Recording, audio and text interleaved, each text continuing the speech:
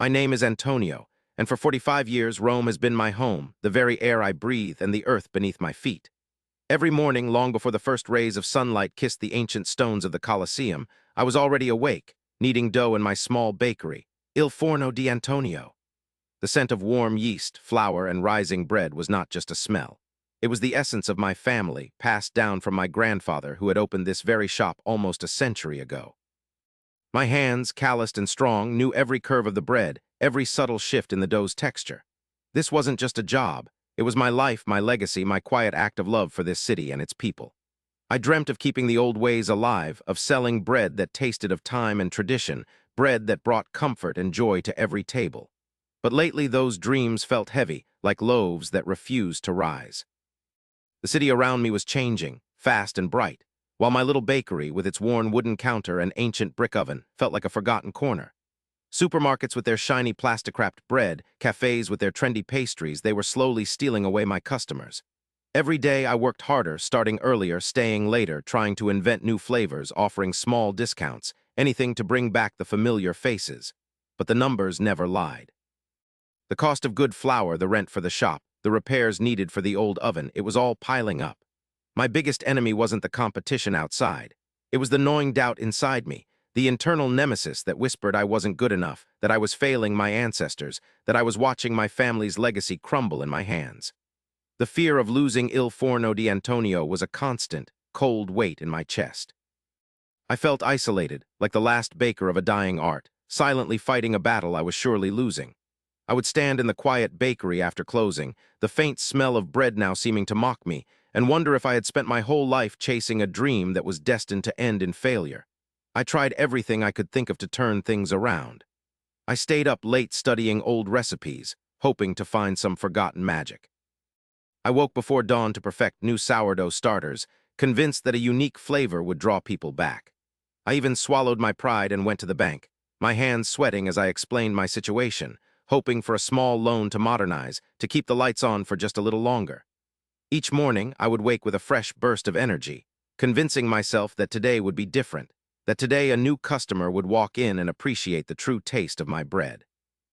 I even offered free loaves to the elderly in my neighborhood, a small act of kindness I could still afford, hoping to bring a smile to their faces, even as my own smile grew weaker.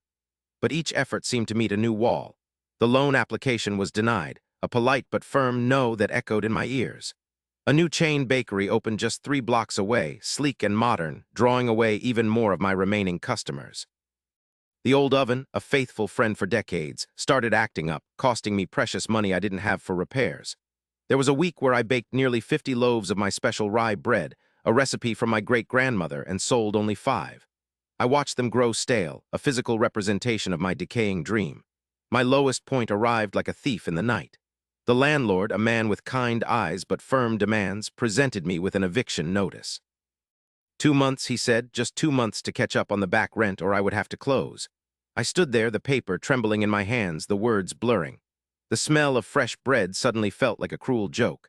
I walked through the empty shop, touching the flour-dusted counter, running my hand over the warm brick of the oven one last time, feeling a profound sense of loss, a deep ache that settled into my bones. My dream, my life, my family's legacy, it was all over. I felt completely broken, utterly defeated, ready to surrender to the inevitable.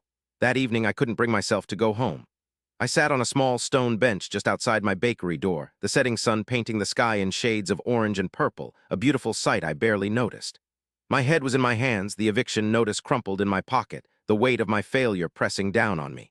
I had stopped baking earlier than usual, the oven cold, the flour sacks untouched. Just as the last light faded, a gentle shadow fell over me. I looked up to see Sophia, an elderly woman who lived a few doors down, a woman with a kind smile and eyes that held the wisdom of many years. She often bought a small loaf from me, always complimenting my work. In her hands, she held a simple, cloth-wrapped package. "Antonio," she said, her voice soft but firm, "you did not bake today. We missed the smell." She extended her hand, offering me the package. "I baked 2 loaves this morning, as I always do, one for myself and one for you." My heart caught in my throat. I had often given her bread when she couldn't afford it, but for her to bring me bread now, when I felt so utterly worthless, it was a gesture so unexpected, so pure. I took the warm loaf, it sent a familiar comfort, and unwrapped the cloth. Tucked underneath the bread was a small, worn envelope. Inside, I found not just a heartfelt note, but a small handful of euros, not much, but more than she could surely spare. The note, written in a shaky hand, read, "Antonio, your bread feeds our souls, we need you. Your hands are a gift, do not give up." It wasn't the money, though that was a miracle in itself. It was the recognition, the knowledge that someone cared, that someone had truly seen me, not just the baker, but Antonio, the man. In that moment, something shifted inside me. The weight of my doubt didn't disappear, but a small flicker of hope, warm like the bread in my hands, ignited. I realized I didn't need a grand bakery to serve my community. I needed my hands, my passion, and a connection to the people who truly valued what I did. I made a decision then, a leap of faith. I would not give up. I would sell the big bakery, not as a failure, but as a path to something new. The following months were a whirlwind of activity, but this time it felt different. I found a buyer for Il Forno di Antonio, a young couple who wanted to turn it into a modern pastry shop. It was hard to let go, but the relief was immense. With the money, I paid off my debts and bought a small, humble bread oven, the kind that fits in a small corner. I rented a stall at the local farmer's market, a vibrant place bustling with fresh produce and smiling faces. My new normal was simpler, stripped bare of the grand expectations and the heavy burden of legacy. I baked only what I could sell that day, focusing on quality and connection. Every morning, I continued Sophia's tradition, baking 2 loaves. One was for my market stall, and the other always was for someone else. I would leave it at the door of a new family moving into the neighborhood, or for an elderly person I knew was struggling, or for a young street artist I admired, always with a simple, anonymous note. "For you, from your neighbor." My bread, baked with gratitude and a renewed sense of purpose, tasted even better. My hands, still calloused, now moved with a lighter touch, a joyful rhythm. I saw the faces of my customers, not as numbers, but as neighbors, friends, a community. I found true joy in the simplicity of sharing my craft, watching a child bite into a warm piece of focaccia, seeing a grandmother smile as she picked up her familiar whole wheat loaf. Years passed, and my little market stall, Il Pane di Antonio, flourished. It was never a grand empire, but it was mine, and it was filled with warmth and connection.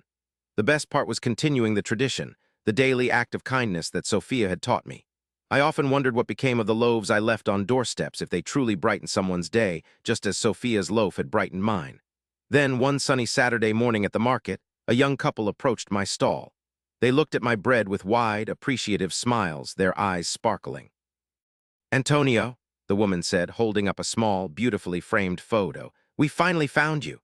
In the photo was a warm, crusty loaf of bread, unmistakably mine, sitting on a doorstep. Beside it was a small note folded open, clearly showing my simple message, "For you, from your neighbor." Tears welled in my eyes as she continued.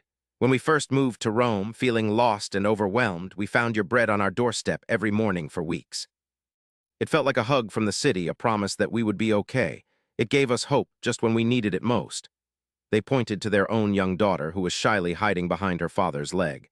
That little act of kindness, that daily loaf of bread, it sustained us. It inspired us to make a life here, to be part of this community. And now we want to give you this as a small token of our gratitude. They handed me a brand new, beautifully carved wooden sign for my stall, Il Pane di Antonio, the letters glowing with warmth. It was a twist of fate, a full circle of kindness, proving that even the smallest gesture offered in despair or hope can create ripples that change lives, and that true fulfillment isn't found in grand success, but in the simple, profound act of sharing warmth and connection, one loaf of bread at a time.